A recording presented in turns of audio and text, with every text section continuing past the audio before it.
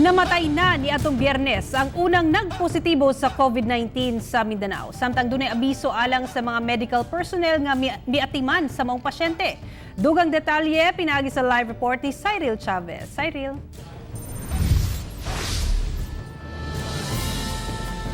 Yes, Sara, gilayong gilubong si patient number 40. Human kini namatay ni adtong Biyernes. Samtang dulan 50 ka mga medical personnel sa Northern Mindanao Medical Center ang gipailawom sa home quarantine.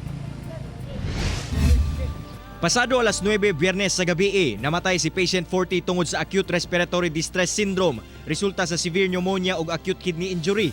Gilayong gidisinfect ang patayng lawas niini ug gisulod sa leak-proof sealed body bag.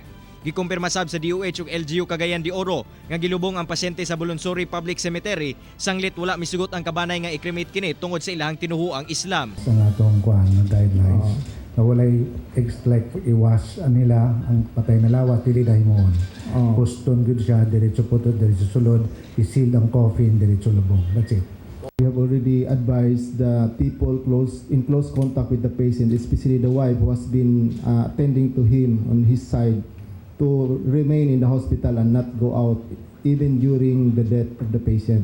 Sa karon, nagpabilin pa sa isolation room sa NMMC ang asawa ug anak ni patient 40. Samtang gibutyag sa NMMC nga moabot na ngadto sa dulan 50 ka mga medical personnel ang giabisuhang mag-home quarantine. Human sila nakasinati og paglain sa lawas. Sila ang frontliners nga miatiman kang patient 40. Nanawagan sab ang NMMC ngadto sa publiko nga dili mag-hoard og mga face mask, sanglit mas kinahanglan kini sa mga medical practitioner nga adlaw-adlaw gaatubang sa mga dunay sakit. To be properly advised and then recalled again, eksaminon kung kani sila kinahanglan ba nato i-isolate sa ilang balay or ipasulod sa ospital kung naa sila gibati.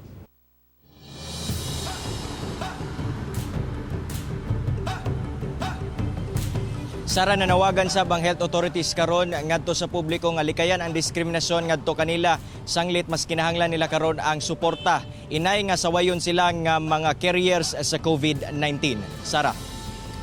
Okay, daghang salamat, Cyril Chavez.